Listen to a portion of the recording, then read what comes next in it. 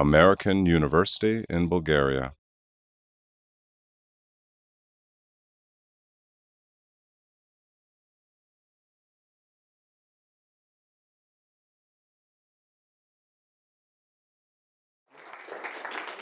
Thank you very much for coming here. Once again, my name is Dimitar Bairev, and I'm a manager in IBM's integrated supply chain, particularly in the procurement department. I will explain a bit more about what we do. As your colleagues explained, we have Antoaneta, who is from our HR department, and Delyan, who is also working together with me in the procurement department.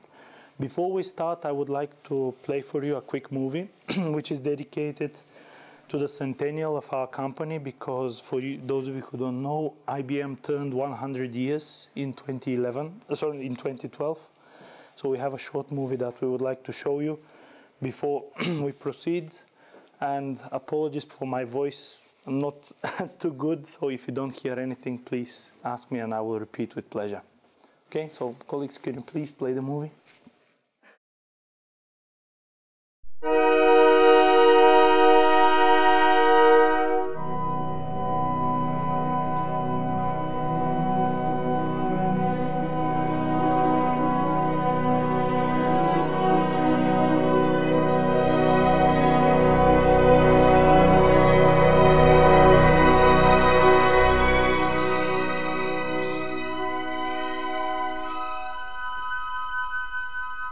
I was born 100 years ago, 1911.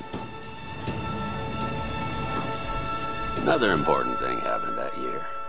3 companies took a bold step and created the Computing, Tabulating, Recording Company. And the world was about to get a whole lot smarter. By 1912, the year I was born, the company already has 1,300 employees. 1913, the company's Hollerith tabulating machine, once used only in census taking, is now applied to industry. In 1914, 76 years before the American Disabilities Act was passed, they hire their first disabled worker. In 1915, the best man for the job of president is Thomas J. Watson. Mr. Watson believes that all the problems of the world can be settled easily if people are only willing to think. 1917, Brazil. 1918, 3,000 employees. Growth. 1919, the electronic synchronized time clock. The first printing tabulator. The job ticket printing machine. The Carroll rotary card press. The electric key punch. By 1924, as a way to signal the company's future ambitions, Watson changes the name of the company to International Business Machines, IBM.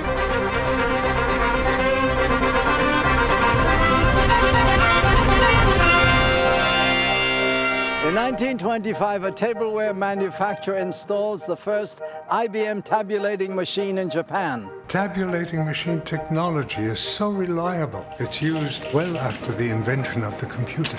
I was born in 1927, and so is the automated gang punch. The 80-column IBM punch card. The first card-counting printing sorter ships in 29. In 1930, Watson received his first patent for a traffic signal timing system. 1931, IBM introduces the automatic multiplying punch, the automatic reproducing punch, the first motor drive duplicating punch, and the first automatic summary punch. 31 was a big year for punches. In 1932, IBM starts an education department for employees and customers. The numeric printing tabulator. In 1934, IBM introduces group life insurance in the midst of the Great Depression. In 1935, IBM opens the first professional training school for women. 1936, Social Security. Many believed it wouldn't exist without IBM. It's called the biggest accounting operation of all time. 1937, IBM China. In 1938, millions of children first hear the phrase, "Please fill in the bubble completely."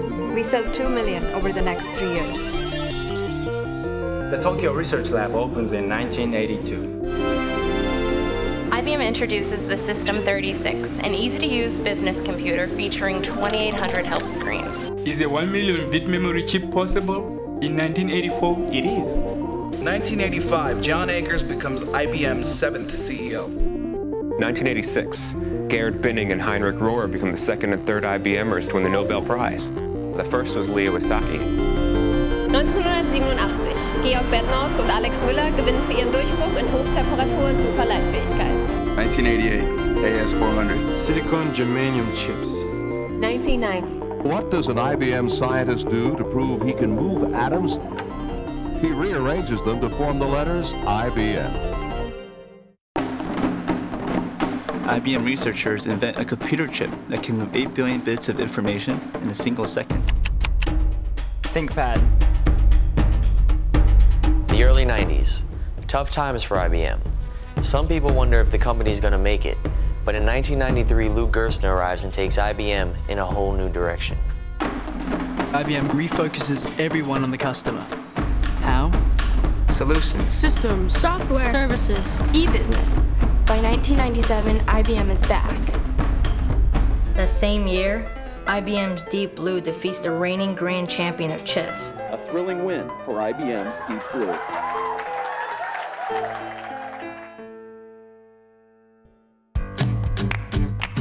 IBM embraces Linux, and the era of open source innovation is born. The President of the United States awards the National Medal of Technology to IBM, the 7th they received so far. Carbon nanotubes. Millipede technology stores 3 billion bits in a space this big. In 2003, Sam Palmisano becomes the big boss. The world will soon become smaller and flatter. The World Community Grid. BlueG, the fastest computer ever. 这个电脑说英文。 This computer speaks English. Patents. Smarter planet. All the cities. After a century of innovations, we're just getting started. 100 is a big, big number. What will the next 100 years bring?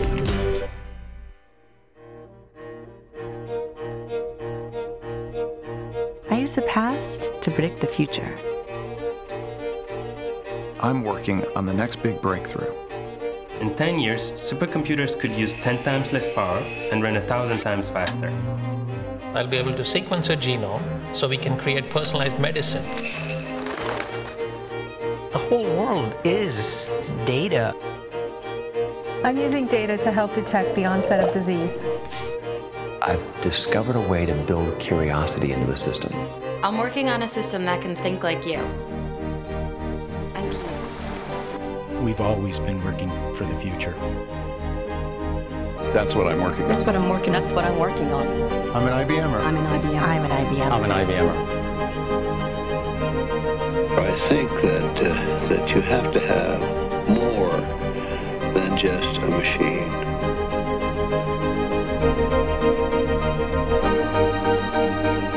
We must study through listening, observing, and thinking.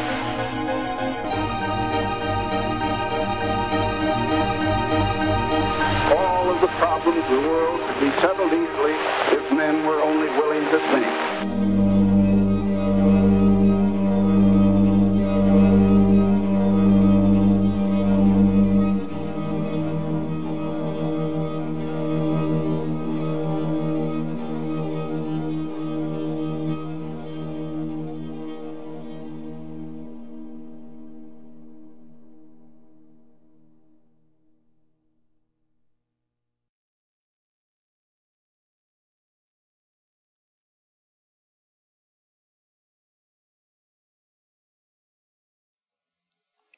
Okay, I hope from this movie you captured lots of things which you see in your everyday life, the barcodes, the ATM machines, the DRAM, all things which we kind of today take as granted, and hope you realize these systems, these technologies were developed initially by our company. So this is what I'm going to talk today about the innovation, about IBM as a company, about our innovations. Of course, I won't talk about all of them because, as you will see throughout the presentation, it's quite an extensive list. I will also speak a bit about what do we do as a company here in Bulgaria, and I will also give you an example of a particular project at the end of my presentation, which was developed here in Bulgaria. And I personally had the pleasure of actually being the project manager for that thing. Okay, so let me start. As you saw from the movie, the company was created more than 100 years ago, and I can tell you there is a handful of companies who can state the same fact, that they've been on the market and they've been successful for more than 100 years. What I would like to draw your attention to when we talk about innovations is that innovation, a lot of people perceive it as the next high-tech gizmo appearing on the market. What I would like you to take away from this presentation is that innovation can come in many forms. It doesn't necessarily have to be a technological breakthrough. You saw it in the movie. We are one of the first companies to hire employees with disabilities. We are one of the first companies who, as you saw during the Great Depression, we introduced Social Security. We are one of the first companies, today it sounds very strange, but to have a lady as a vice president, as an executive. As I said, today you might end up in court for something like this, but back in the 40s, that was kind of a breakthrough. So innovation can come in many forms, primarily in the form of changing the mindset, changing the way how we think. So let me explain a bit how does it work in our company. Our company annually spends above $6 billion in research and development. It's a very large number, I have to tell you. There are companies their revenue is not that big, forget about the profit. We have 8 modern labs. Actually, we're increasing that. These labs are spread all over the world. We have one in Tokyo, we have in Zurich, we have a couple in the United States of America, which are dedicated to coming up with new technologies, whether it's in the form of some new hardware devices or something else, software as well. We have quite a big team which is dedicated to this. We earn approximately $1 billion only in license revenue. And for those of you who are interested, you can see that there's a whole license war raging out there. Probably you've seen about the clash between Apple, Samsung, Motorola, etc. We're staying out of this for the moment because simply there are very few companies who can compete against us in the number of licenses which we have. For 20 years in a row, IBM has always been #1 in the number of licenses and patents registered under our name. Only in 2012, above 6,000 licenses. There were years where if you combine number 2, 3, 4, and 5, and you combine all of their licenses, they wouldn't reach that number. So it's not that we're first, we're quite ahead of the others.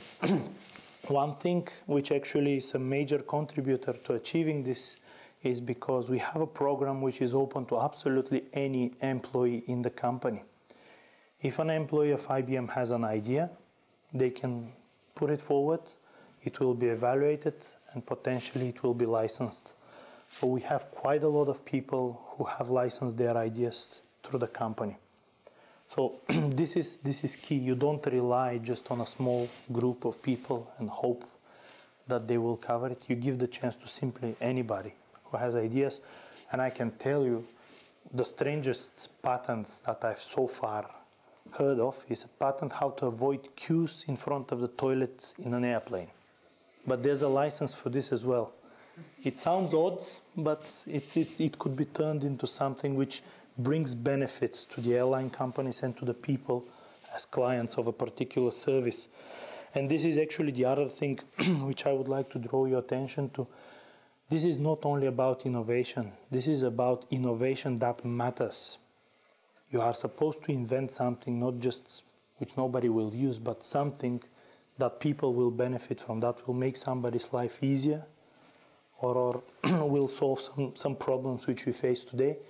And if you look around you, you will see we have plenty of problems that need to be resolved. Okay, how does this whole thing work? In IBM, what we say is that a company can change in many ways. You can change the products or services that you sell.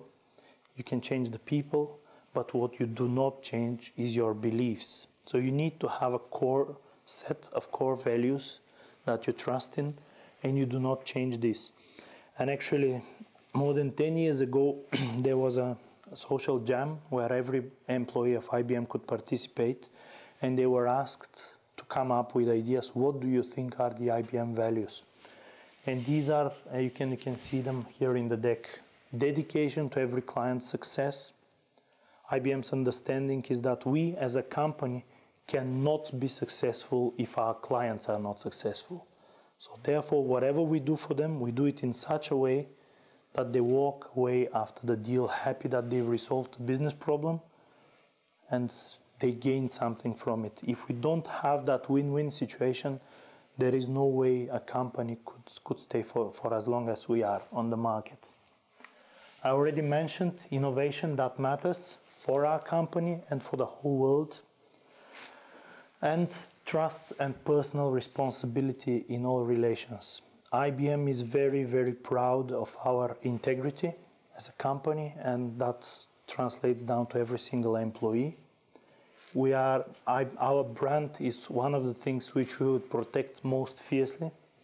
And I think in 2012, when they were ranking the top brands in the world, we scored number 3. Only Coca-Cola and Apple were before us. And Apple actually joined that relatively recently. And yeah, with the late Steve Jobs gone, who knows if they're going to stay there or not. Okay, a couple of keystones, milestones in our history. The introduction of the mainframe machines. You might not see them every day, but they are part of your life. When you make a transaction with your bank card, when you book a reservation for a flight, it's very likely that there's IBM software and hardware behind all of that. And this started, as you can see, in 1959. 1981, the first personal computer. 1997, you saw it also in the movie, the first computer to defeat a human being in chess. Chess is a complex game for those of you who play it. In 2010, we introduced a new stream of services called Smarter Planet. Smarter Planet is oriented at solving the problems of our society, problem with ineffective use of electricity, with improper disposal of waste, as I said, water, electricity, all kinds of resources, solving pollution problems, solving traffic problems. These are all Smarter Planet initiatives, and we have quite a lot of these already implemented. We have such a system working in London, which is helping relieve the traffic. We have a similar system in Stockholm. We are trying to implement one in Sofia as well, but as you know, currently our government spend is quite limited, and this is relatively expensive technology, but eventually we'll get there. In 2011, we introduced a new supercomputer called Watson, which played in a game called Jeopardy. It's very popular in the States. I don't think that there is an alternative here in Bulgaria, but this is, I'm mentioning this because in this game, a computer could actually understand and interpret unstructured speech. So it's not just to understand what you're saying and put it in writing, but to actually understand all the hidden shades in your speech and try to come up with an answer. And some of the questions in this game are actually very, very hard to answer. That machine won against the two biggest champions of Jeopardy ever. Initially, that might sound like a game that, okay, you build a computer who won a game, who cares? What we did is we took that and we commercialized it. We offered it to certain hospitals and to research, to drug research labs. What we found out, one particular case, there was a problem with a patient had a very strange disease, and it took the doctors 7 months to name the disease. 7 months just to get a diagnosis. When they entered all that data in Watson, 5 minutes later, Watson came up with a diagnosis. So this is it. It's not just a game. We're commercializing this solution and making it count, making it something useful that can actually change the world. You heard also in the video, we have 4 Nobel Prizes, Nobel Prize winners working for our company. Leo Esaki for discovering the tunneling. Sorry, I'm not sure how it's a tunneling effect. It's a phenomenon in physics. For those of you who are interested, you can find it. We also have another Nobel Prize in physics, which is for the scanning tunneling microscope. This is a microscope which allows you to observe individual atoms in what you want to see. And as you saw in the video, what they did is they rearranged the atoms. I don't remember what chemical substance it was anymore, but they rearranged them in the form of IBM. This was just kind of for fun, but this technology actually allows you to manipulate individual atoms, which opens an endless field for coming up with smaller and faster devices. We also have another award in physics, which is for the superconductivity, and we also have an award for Harry Markowitz in economics, which is a model which calculates actually is supposed to give you the best solution between risk and then profitability on investment portfolios. So we are very proud of that, and I don't think that there is another company who can claim anything like this. 4 Nobel Prize winners, that's quite an achievement. Okay, sorry, just before that, any questions so far? I'll leave some time for questions at the end of the presentation as well. Okay, what do we do in Bulgaria? IBM was established in Bulgaria in 1937 by the president of the company, Thomas Watson Sr. In the 80s, the communist government of Bulgaria decided that they will start copying Western and US technologies, particularly IBM mainframe machines, and they forcefully dismissed the company in 1980. And in 1994, it was re-established again, and it's been operating ever since. We operate as a sales organization. We started as a sales organization in Bulgaria, offering IBM products and services to clients in the country. But we also have a couple of teams which are dedicated to cross-border initiatives. We have a finance center who is dealing with some incentives and commission calculations. We have the procurement center in which I work and my colleague Delyan. We also have a global delivery center which is working directly with IBM customers. And in 2008, we also made Bulgaria join the Supercomputer Club. So for those of you who don't know, there is an IBM Blue Gene system installed in Bulgaria, which is used for research. And we are also starting right now an additional function which is dedicated to finance. So these functions which I mentioned, incentive, procurement, delivery center, and finance, these are all dedicated to projects outside of Bulgaria. So these are people, including myself, that we work for clients outside of Bulgaria. We're taking advantage of the excellent skills that we find in this country, and we offer them worldwide. We have people working on for example, on microprocessor development for IBM Microelectronic Division. We have people working on many different initiatives. Okay, as I said, I will give you an example of how do we approach things by using a particular project that I had the pleasure of working on. So let me first explain. We had a potential customer who approached us with a particular business problem. This is a transportation company who said that they are unhappy because they lose an awful lot of money by transporting empty containers between ports or different cities in the world. That problem was particularly hard to resolve because you have a lot of locations. We're talking about a huge company. They were operating from many locations all over the world. They were using all kinds of transportation, trains, trucks, ships, planes, you name it. So it was very hard for them, and they actually relied on manually tracking that.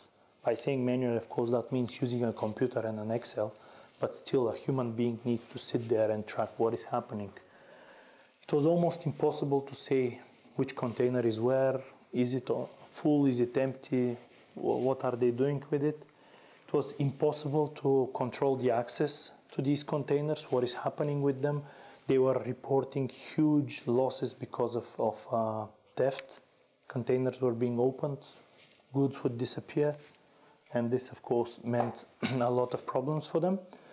They were also unhappy with the fact that they had to provide an excessively large amount of documentation for the tax authorities, because you claim that one container, the goods inside have a destination in Bulgaria, therefore you need to pay the taxes in Bulgaria, but how do you prove that the container actually reached Bulgaria and that you actually offloaded it here? So this was also quite of a pain for them. And they were also having a problem. They were trying to automate this by using some scanners, and a scanner is something like 5 by 5 meter huge device, which they would install at all of their points. As you can imagine, that was extremely expensive. That would scan the container, and at least they will know when the container has reached the destination. But that wasn't sufficient. So with these problems, they came to us and they told us, "Dear IBM, get us a solution. What can you do for us?" So what we did is there were quite a lot of consultants thinking about this, and they came up with several ideas. First is that we need active tracking of the containers. We cannot afford just to register them when they arrive. We need to know at every moment in time, where are they? We need to control some essential parameters. You have refrigerating containers, you need to control the temperature, you need to control humidity if you're transporting, for example, tea. You need to control acceleration if you are transporting some fragile devices. Of course, you need to know if there's a problem. And overall, you need to know what is happening with this thing.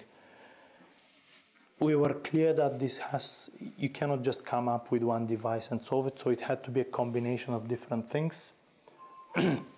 We knew that we need some statistical base for information, and we kind of introduced a totally new business model to that customer.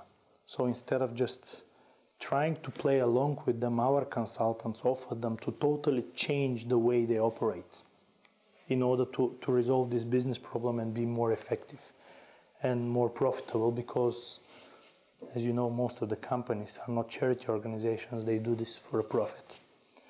Okay, so how did we do it?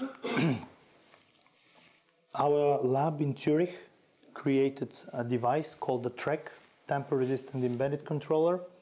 This is just an abbreviation. Basically, this thing is the size of a bar of soap, very small, and it's hooked on the container, and it tracks a lot of parameters on that container. So it is a particular hardware module which has communication device which can send information, and it also has a network of sensors depending on the container. If it's a refrigerator container, you would have temperature sensors, you would have G-force sensors, they would have a GPS device, etc. So all of that is embedded into that device. It can communicate through many different networks, Iridium, Zigbee, all kinds of cellular networks, GSM, CDMA, whatever is available, that device is going to sniff it out and will send a report. That device allows real-time information, which is what we were looking for. So any moment in time, our customer could go and say, okay, I want to see what is the status of this container, and the device would tell where is the container in the whole world. Is it in motion? Is it open, closed? What is the temperature? So what is happening with it? As I said, the hardware was developed in our lab in Zurich, and then all the firmware, I guess, I hope you know what firmware is. That's a particular piece of software which is written on a chip. So it's embedded into the device. That was developed here and tested here in Bulgaria. It was quite a funny story because that device, as I said, it has a lot of communication modules inside. It has a long-lasting battery, and it's totally sealed. So every scanner on the airports reports it as a bomb. So we actually had to transport it from Zurich to Bulgaria by a car. So it was interesting. And once we were walking with that device around the German embassy, we got some interesting questions from the security. They thought that we're trying to do something funny. So it was quite an interesting project, as I said, and I'm mentioning it because I had the pleasure of managing that here in Bulgaria. We had a team that was working on it. After we finished, we of course moved it into production phase. We gave it to the customer, and they're using it quite extensively. So this is how the prototype looked like. So it's quite big. The production device, as I said, is very, very small. So this was just for a test. So this is just a demonstration of what do we do. As I said, this is not about coming up just with the device. The device won't help you unless you put it in a whole ecosystem of other things like software, even business processes that you need to reinvent in order to make it meaningful, to make your client actually benefit from it and be happy that they got it. So this is our approach overall. This is how we try to do it. Once again, as I said, this is not about only technological breakthroughs, although they are a huge part of the picture. But this is also about process innovation and primarily about changing the mindset. In our company, we try to encourage everybody to challenge the status quo, come up with new ideas, optimizations, whatever they can think of that can help us make our company better and introduce changes to our clients as well. And as you also heard in the movie, IBM, you can read that in many articles as well, is a client-driven organization. So our primary focus is the client. So that's why we said innovation that matters to our company and to the world, to everybody that we work with. Okay, with that, I conclude my presentation. Any questions from anybody? Okay. After you created this device, did you get a patent for it? It is, of course. No, it was patented, of course. It's not only one, actually. It's a couple of patents for this device. Sorry? You continue selling it? Yes. We do continue selling it. As I said, it was developed for one particular customer, but then afterwards, with certain changes, we are offering similar devices to other customers. I can tell you the extreme change in that device, and this is a project which is complete. That's why I can talk about it. Most of these are under non-disclosure agreements, but one change of this device is a mini device which is installed in a car for two reasons. One is if you are a rent-a-car company, you want to introduce a new system of using the car, pay per kilometer. So you don't pay per day, you pay per kilometer. That device would track how much the car has gone, what is the speed, what is the fuel consumption, and then the moment you park the car into the rent-a-car office, it will connect to the network, and while you're walking from the parking to the office, it is already printing your invoice. So it's kind of automated. Eventually that will end up in a totally hands-free solution. You just go plug your credit card, it gives you the key of the car, you go drive, you return it back, it charges your card, gives you the invoice, no humans involved, totally automated. A similar device is also introduced. It's not in production, but they are considering it for insurance companies. They would like to track whether you're a harsh driver. If you're non-stop accelerating or braking, accelerating, braking, it means you're a risk driver, therefore insurance premium rises. If your accelerations are on reasonable levels, then your insurance premium lowers. So these are all alternatives to that device. So, yeah. How long did it take you to make it, and how many people were involved from the client to the end? That project actually took a couple of years for various reasons. First is we have the phase of the analysis. What exactly is the business problem? Then the consultants would have to come up with a realistic solution, and then we moved into production. About the hardware device, to be honest, I don't know how many people and how much time it took them. It was quite long. For the part which was developed, it was a year and a half, and it was about 10 people. And that included the development and the testing.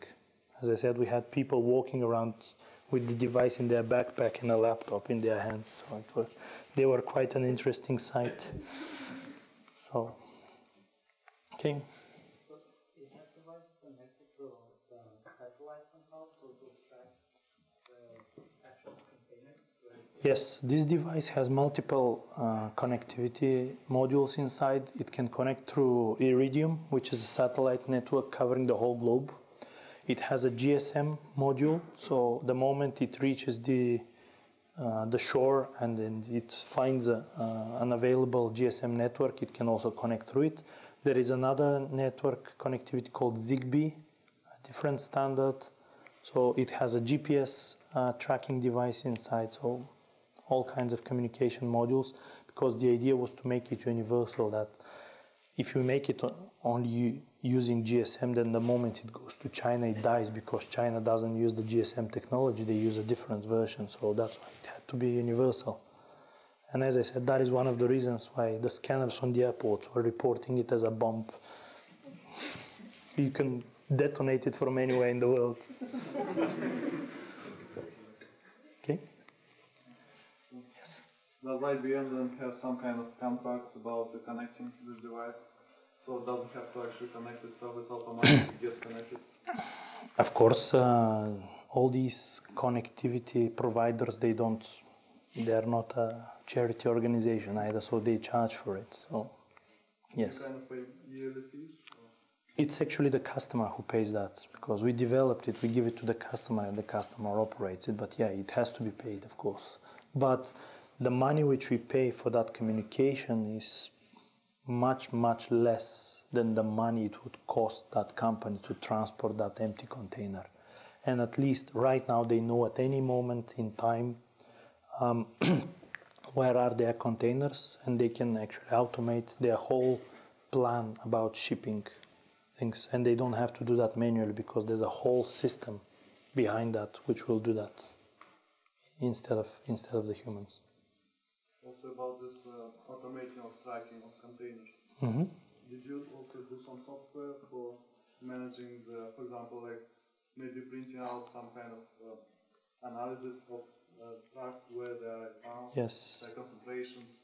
There is a very large software system. It's SOA-based, services-oriented architecture. I don't know if you've heard of this. It's a kind of a relatively new concept about how to develop software. So you create it in modules, which has a standard input, standard output, and you can link them. You can rearrange them in any way you want. That piece of the project was not developed in Bulgaria. That was developed in Germany. But as I said, we only developed the software which is embedded in the device.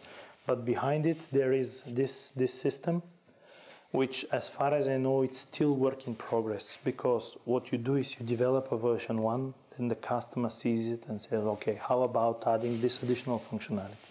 Okay, we can add it. And this is actually one of the greatest advantages of SOA. That's a system which you can easily upgrade. For those of you who were dealing with development, that's kind of the next version of the object-oriented programming.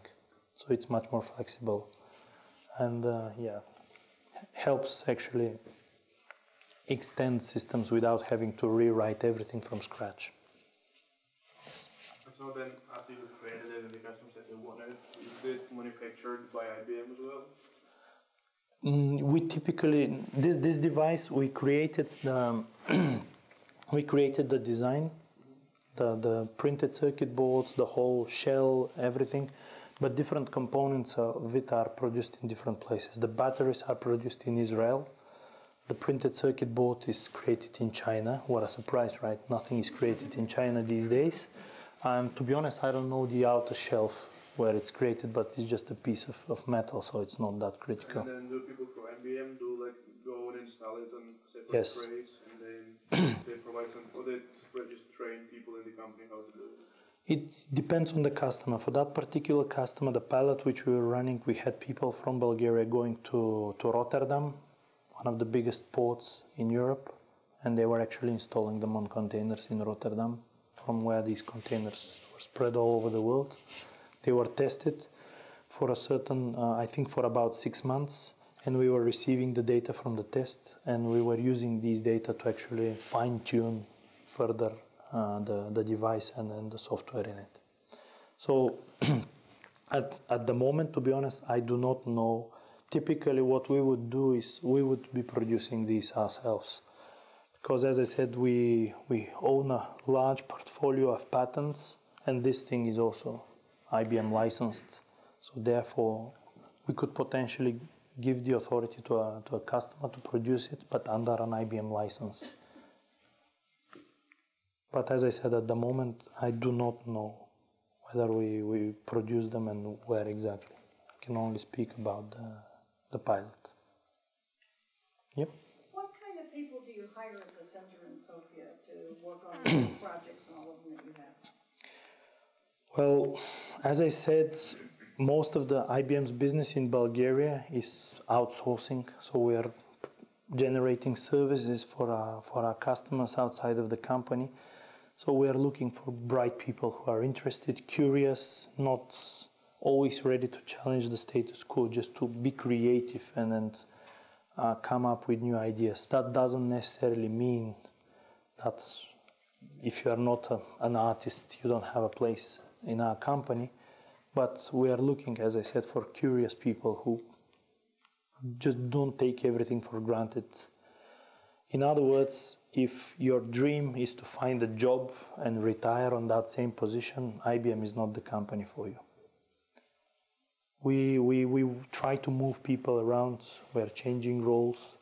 In my 8 years in the company, I've changed several roles already, and the same applies to everybody. So we are looking at dynamic people who have certain skill set, because what the university is giving you is a good base, it's a good start. But if you think that only with your knowledge in the university you're going to survive and you're going to make it a great career, that's not very likely to happen. For a couple of reasons. First, you spend 5 years in the university and then you spend 30 years working. So the proportion is not right. And second of all, when you leave the university, the world around you doesn't stop. Things keep changing, so if you don't change together with them, then you're lagging behind. And as I said in the beginning, you don't have a company with 100 years of history if you don't consistently reinvent yourself. So this is what we've been doing. In the beginning, this company, believe it or not, was producing meat mincing machines. We were producing typewriters, all kinds of strange devices. So as I said, we've reinvented the company many, many times. We are right now very far away from where we were 100 years ago. But the world around us is changing, so unless we change with it, we don't stand a chance. Okay? Yes, please. You said that all IBM employees can come up with ideas. So how does IBM decide which ideas are worth investing in? There is a dedicated team which is receiving all applications. Of course, we need to be very careful because, as I said, there's a whole license war raging around us. We need to make sure that this is not something which is already licensed, because we don't want to do that. And then we try to evaluate the potential. By saying we, I mean that particular team which is constitutes of lawyers, of technology people, engineers, etc. So it's quite an extensive one. I don't know the exact criteria, to be honest, but as I said, obviously, if we had 6,400 patents only in 2012, so quite a lot of ideas made it through. So some of these ideas, as I said, you can see them in your everyday life. The barcodes, the dynamic RAM, the ATMs. So these were all, they all started like such ideas. And I think, I don't know if that's still the case. Back years ago when I was still a student, SAT, if you were applying for the SAT test, you were filling these circles. I don't know if that's still applicable. Okay, so you saw that was invented by IBM in the 50s. And guess what? There are Bulgarian universities who don't want to implement it even now. So, okay, does that answer your question? Maybe I can add something to the innovation part. As Dimitar said already, innovation is not always coming with a bright new technology, a product or device. I've been in IBM for 2.5 years now. And I remember when I started working for IBM, I had all these ideas, to be very enthusiastic and energetic. So, just working in the company, there are many processes that you need to follow. Imagine that this is a company. I think we got something like close to 500,000 people working. 450,000 employees a worldwide. Lot of people, and you have to put these people in a motion, moving into the same direction. So you have to follow different kinds of processes which can turn into, very bureaucratical mode. So I was working in the company and I was there probably, 6 months maybe or so.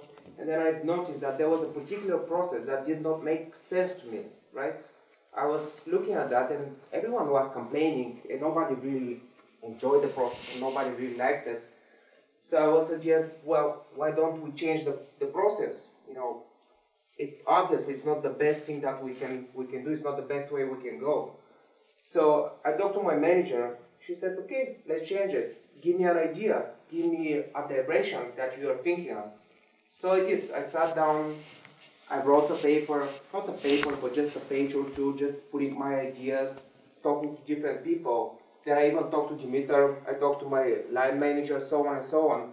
And then at the end it turned to a project, internal project, which came up into optimization, a particular very small part of the whole overall process. But it changed something, it implemented some sort of a small innovation.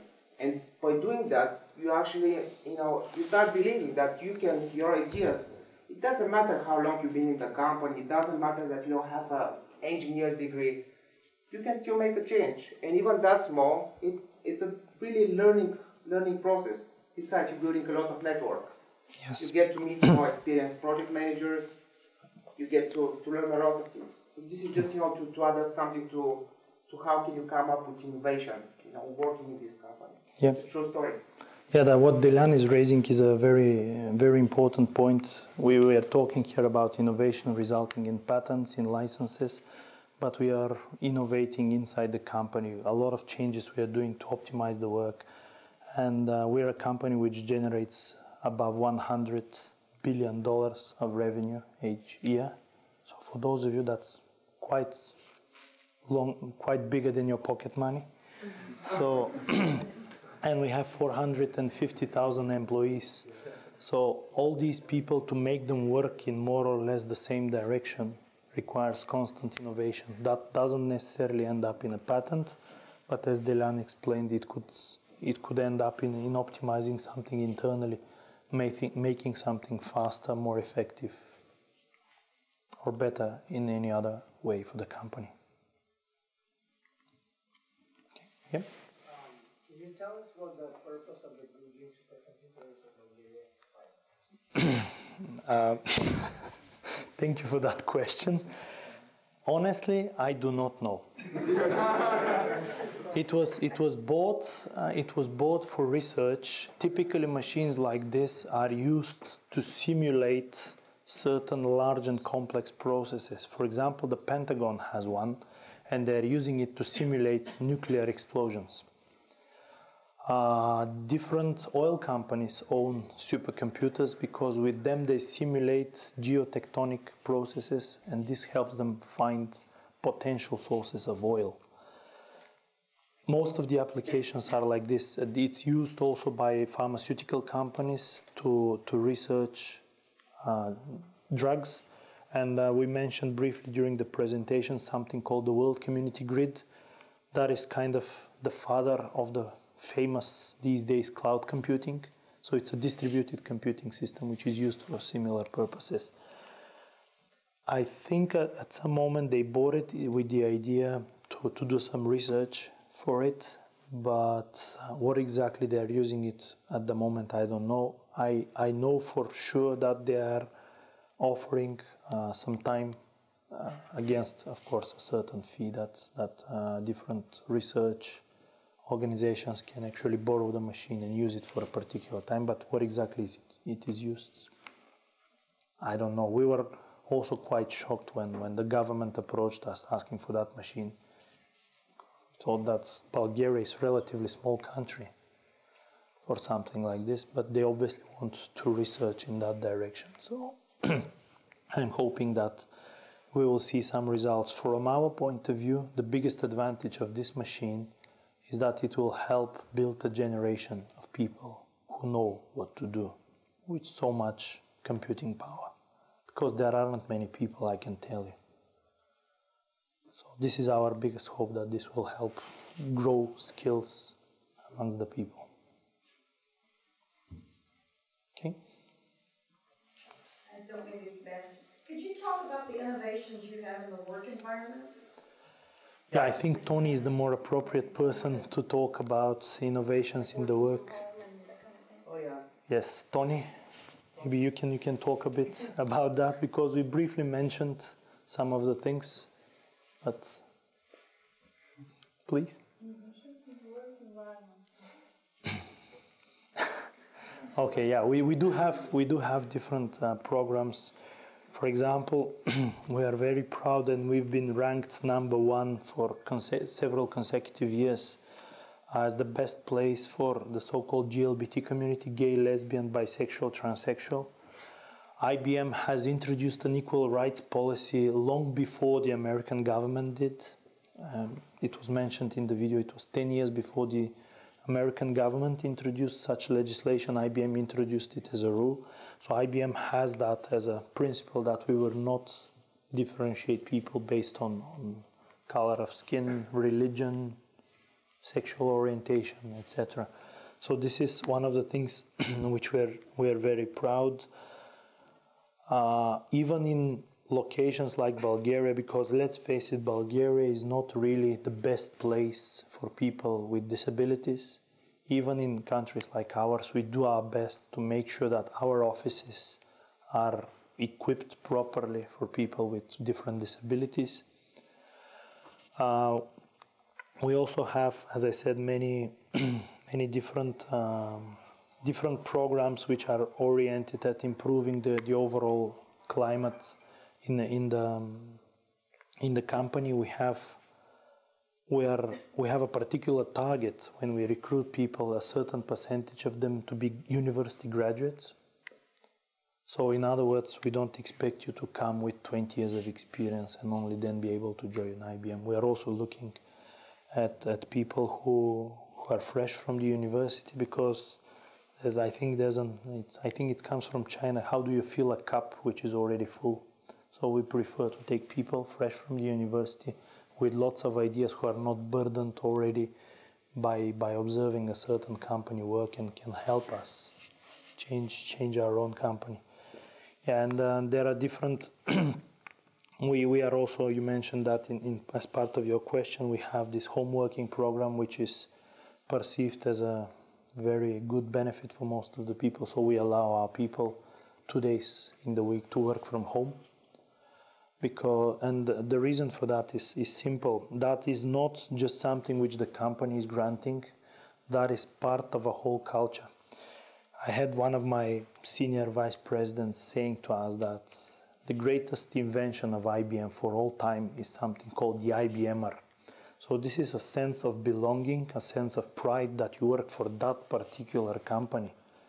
And this is the most important thing. And by creating this atmosphere, by trusting our people and making them trust the company, we can have things like working from home, because you cannot have that if both parties don't have full confidence in each other.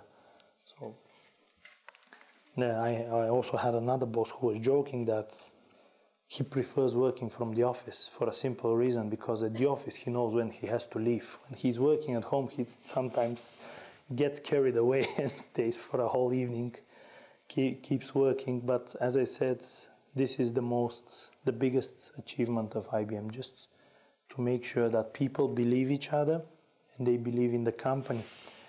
We had a particular example. One of our senior execs was traveling around the world, and he had a connection flight which he missed. And in Europe, that would result in the airline putting you in a hotel, securing you with breakfast, with dinner, etc., and making sure you go on the next flight. Unfortunately, he was not in Europe. He was on a different continent, so he ended up stranded on the airport. What did he do? He produced his phone, tell them, okay, give me a name of somebody from IBM in that particular city. They gave him a phone. He called them. They don't know each other. They've never met. He tells them, look, I'm from IBM. I'm in your city. I'm homeless. Help me. These guys found him where to sleep, helped him getting some cash because his credit card wouldn't work in that particular country, so he couldn't get any cash. So this is, for me, the greatest advantage of working for such a company, that I know I can trust anybody, and wherever I am, there will always be somebody that I can reach out to and then help. And being human beings, this is what really matters for us. For me, this is it. But for such innovations, I think we can talk for quite a long time, because there's plenty of them. But for me, as I said, this is the most important thing, the sense of trust and belonging. Okay? Yes. What about professional training? For example, HP was coming here, they were talking about professional development from being fresh. They kind of train you in directions you like, and then they try you on different positions. Do you have something similar in there? Yes. The simple answer is yes. We have a very extended training program which spans in many directions. What every employee of IBM does at least once a year, and that's a mandatory thing, is you talk with your manager, with your boss, about what are your business objectives for this year and what are your development objectives. And while it's your boss who gives you the business objectives, he tells you, okay, this year we need to do this, then the development objectives depend on you. So you are, as an employee of this company, you are supposed to come up with a short-term and a long-term plan. Okay, my long-term plan is I want to be software architect. What do I do? Today I'm in procurement. I have nothing to do with software. So I start designing my short-term plans in such a way that they would lead me to this long-term plan. What IBM does is we give an opportunity. There's a saying that you can take the horse to the river, but you cannot make it drink. So this is what we do. We take you to the river, and we provide quite a large amount of trainings available to anybody, whether it's project management, software development, consulting, client experience. There are thousands of classes that IBM is offering. And then we offer them to the employees, but it's up to every single employee to decide where do you want to go. So the company is not going to force you in any direction. Your manager might coach you and tell you, okay, based on what I observe as a personal characteristics in you, maybe such a role would fit you better than the one which you're thinking. But that is only coaching. So they will not force you in that direction. If you say, no, sorry, I want this, you are free to do so. And we have also a minimum number of hours of education that every single employee, including all the bosses, executives, vice presidents, need to pass every year. So there's a mandatory minimum that you have to pass. We also have quite a lot of certification programs because when I joined the company, I joined as a project manager, and with IBM's help, I got a certification, a PMP, Project Management Professional, which is granted by the Project Management Institute in the States.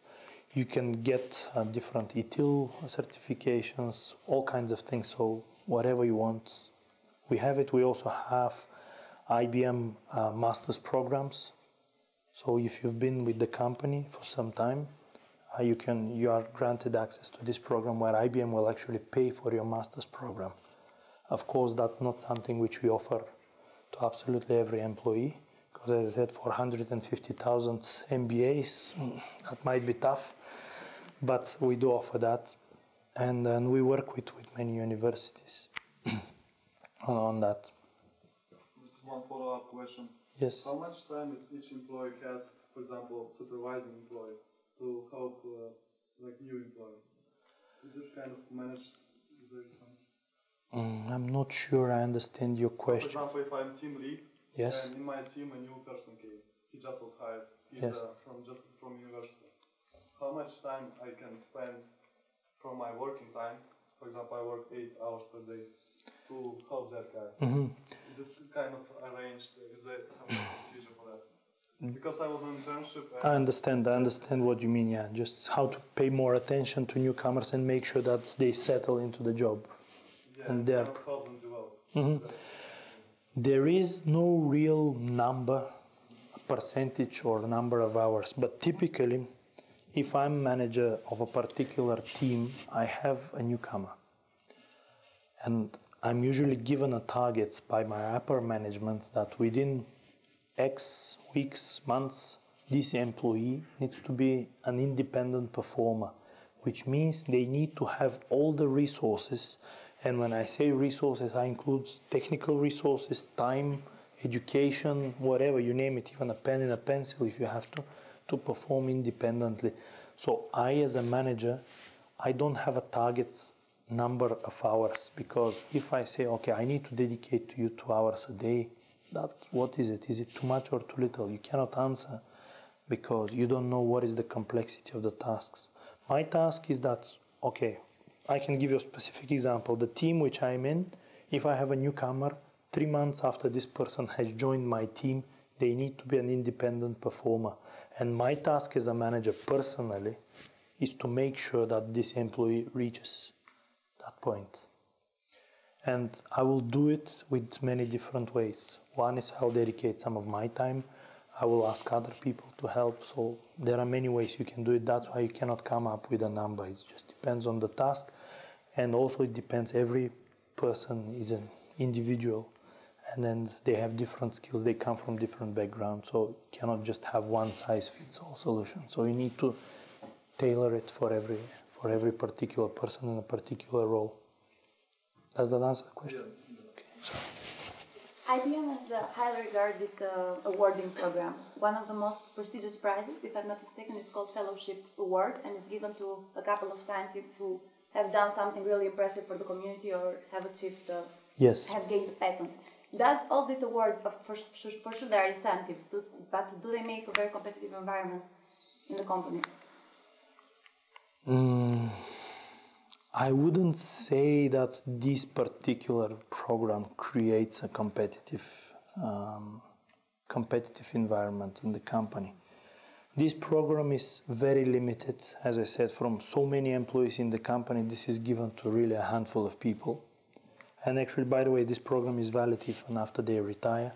So that spans over a lifetime. So this is definitely not something which is perceived by the employees as something during competition. But we have an internal performance appraisal system which does that. So IBM believes that, as I said, you need to be motivated to reinvent things and to come up with new things. So therefore we have an appraisal program which would rank you compared with the people who are on your level. So if you are part of a team, 10 people performing identical tasks, it's not enough to be good at performing these tasks. If you want to progress within the company, you need to be better than the others on your team in that task. So that fellowship program, in my personal opinion, does not create that competitive spirit, but this performance appraisal program does. So every year, each one of us receives such an appraisal. Our upper line managers would come, he would compare us with the rest of the people on our level, and will tell us how did we perform compared to the others in the same roles. What's the method of evaluating? Is it a 360-degree evaluation program? So it means you are evaluated by both your colleagues and your managers, or is it only from the... If you are a non-managerial employee, you are evaluated only by your manager. If you are a manager, there is a program which also gives the employee the chance to provide feedback for the manager. So, and we also have, particularly for the managers, something called 360 program, 360 degree. In this program, a manager could request feedback from a couple of upline managers, from peers, from people who are on the same level, and from people that manager is managing. So these three groups would provide answers to the same questions, and then you can review and you can see how you are perceived by the different groups. Because maybe your boss thinks you're great, but your employees tell you, sorry, you're awful boss.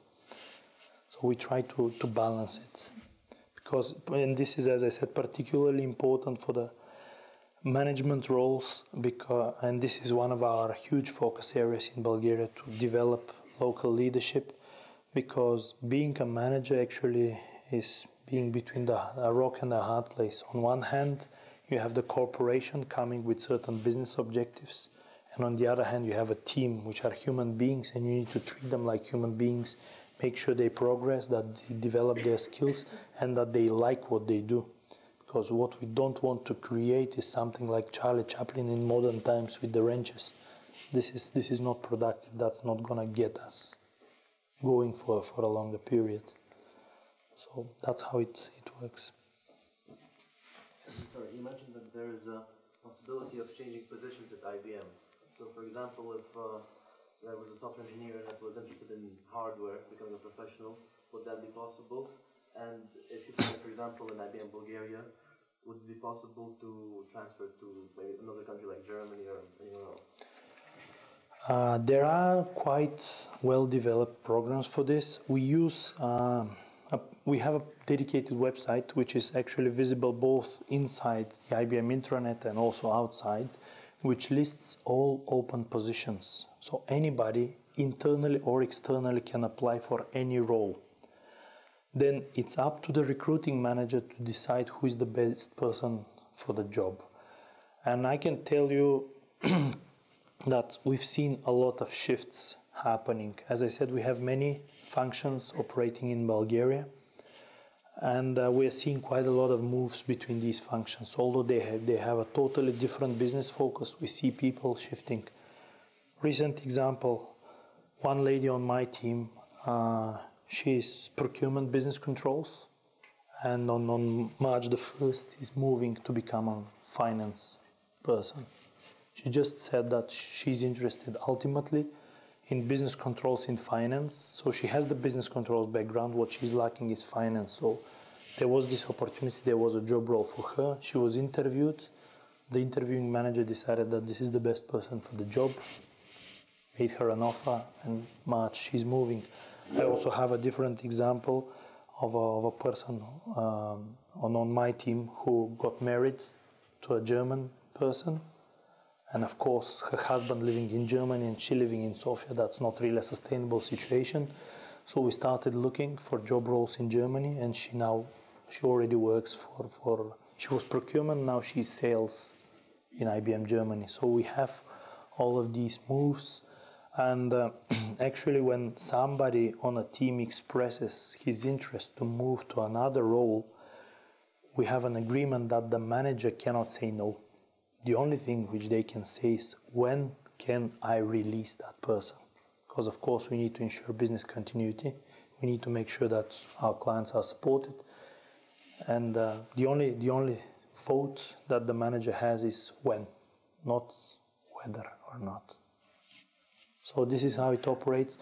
What you need to keep in mind on the other hand is that if tomorrow our CEO retires, if I apply for the job, not a chance. Because we have certain, well, that's the fact. Because we have certain levels in the company, and typically you move on to the next level only if you demonstrate that in the previous level you are good, you are above average at least, and if the new role is one level above you. So if I target 5 levels above my current level, that's not going to work. I don't have the skills. Typically, when you apply for a new role, you do not have the full set of skills to take it. But what you demonstrate is the potential. As a manager, this is what I'm looking for when I interview people. I don't expect anybody coming for an interview to know the things that I know, because I've been on the company long enough. I know processes, systems, etc. I cannot expect an outsider to know all of these. But what I'm looking for is not the knowledge, I'm looking for the potential. Is that a person that I think will be curious, will learn fast, will have the right attitude? So this is what we're looking for whenever we change roles. Does that answer your question? Okay. We have time only for one more question, so if you have one.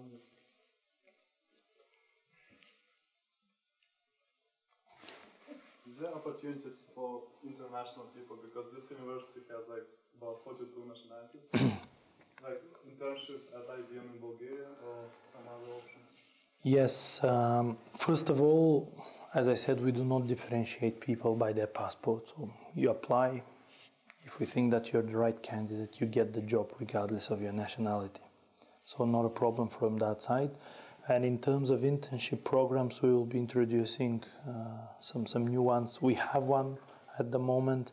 In my team, we have, Tony, nine people who are currently both studying and working part-time with us to complement their studies. We are going to change slightly our internship program because we are evolving as a business. Initially, when we set up our operation in Sofia, we were targeting at certain set of roles. Now we are targeting already the next level of complexity. So that's why we need to change our internship program to be able to facilitate that. What we are looking for is to give a certain number of students the opportunity to join IBM as an internship. And then within 6 months or a year, as I said, that's still work in progress. Both the people and IBM will make a decision whether that person is going to stay and move into a permanent role or whether they will pursue other opportunities. But we have it as we speak, and we will change it because, as I said, we will slightly raise the bar, and we're raising it first because currently quite a lot of people can answer these conditions which we have, and second of all, as I said, and we want to, of course, attract top talent, and second of all, our business is evolving. We are moving to higher complexity roles, and we would like people to be up to speed to that. It makes no sense to prepare them for a position here if the business is already here. So we target higher. Yes? Do you usually have specific language requirements here in Bulgaria? Yes, we do. First of all, English is not considered a foreign language anymore, unfortunately. We typically would be looking, for certain roles, we would be looking at another language except English, not Bulgarian. We don't insist on Bulgarian, and we have quite a lot of people who don't speak Bulgarian on the team. So for a certain set of roles, we would be looking for another language, and for other roles, we would be looking. We won't care about the language, but we will be looking at certain business orientation, not experience. But I think next week we will announce about 20 openings where we need people with finance knowledge. For example, who are graduating in finance and speak English. So it's typically one or the other, and sometimes it's a combination of both. So you can find job openings which require fluent German and knowledge in finance. So it's up to you. If you visit our website www.ibm.com/jobs, you can get access and you can actually see from there all the positions which we have open worldwide. Not only in Bulgaria, but in any country that we operate in, so you can navigate through that. And you will see there are quite a lot of roles. If you list Bulgaria, you will see positions which are listed as location Bulgaria, but you will see quite a lot of positions listed as anywhere in Europe. So we can, for certain global roles, we would hire a person who can sit here or in Bratislava or in London and still perform the same responsibilities, because that's how the company operates. Okay. Thank you all for coming tonight. Thank you.